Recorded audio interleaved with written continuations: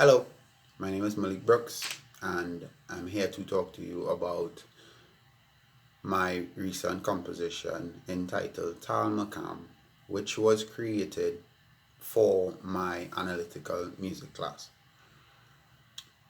This piece of music is entitled Taal Maqam because it reflects both the Hindustani culture and the Middle Eastern culture.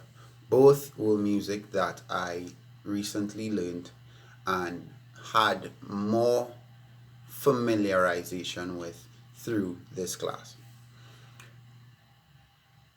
Initially, when I was told that I have to do a composition that reflected these two musical languages, I decided that I will emphasize on the Hindustani use of drone, but not in the Hindustani way of holding out one note throughout the whole piece of music.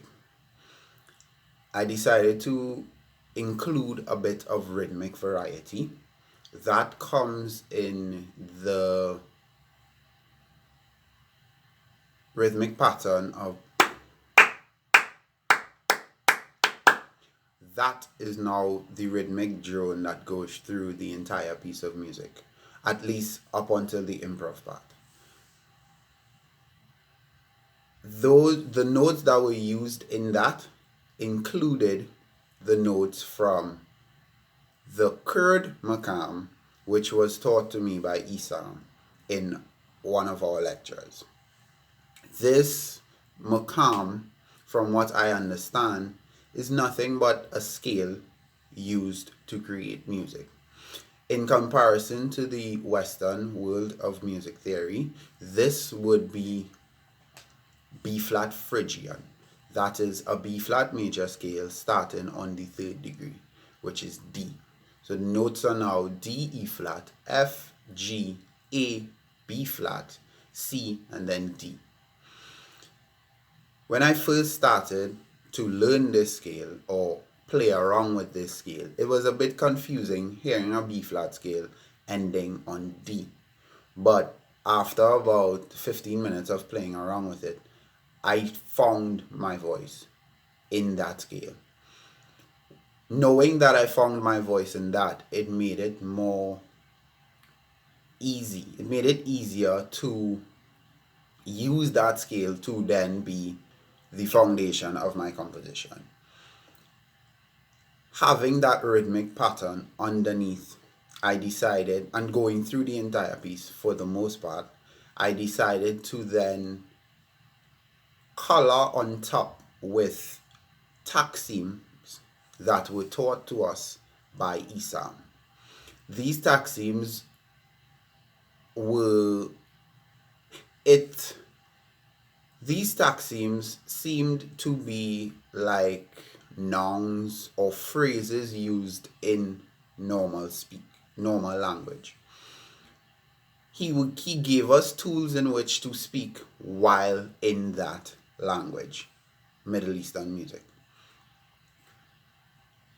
The composition is not difficult to, was not difficult to write, as I just used logical mind to put together the, logical placement to put together the underlying rhythmic and audible drone, because after I played the original rhythmic pattern at least 4 times, that now sits in the listener's ear.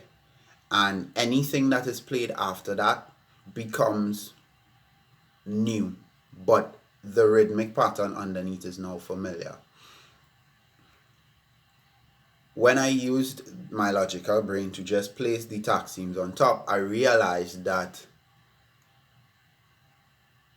most of the phrases fell over a 16 beat period, and 16 beats is what make up a Hindustani Taal. Taal is the rhythmic cycle of Hindustani music.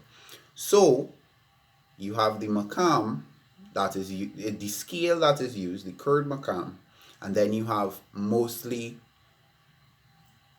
divided up over 16 beats, which is a Taal.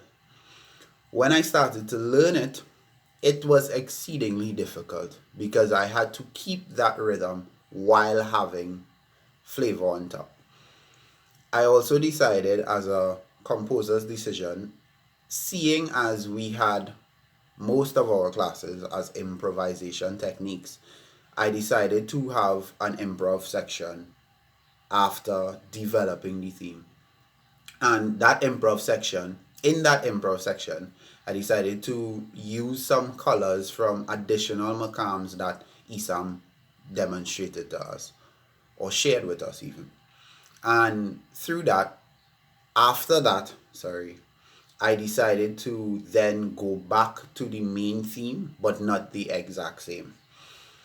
While I did the composition, I decided to like have different elements of the teachers that taught us in the class. So Jeff Bradfield, he taught us to focus on one musical factor and try to develop that throughout the improvisation that we were going to do.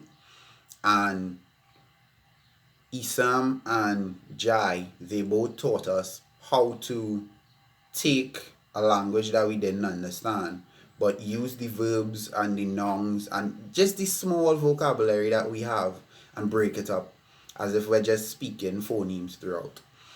I hope this video brings more insight, and as I'm saying the video and making the video, it brought me more reflection into the composition that I created, and I hope it brings you the same. Thanks for the opportunity, Ms. Wang.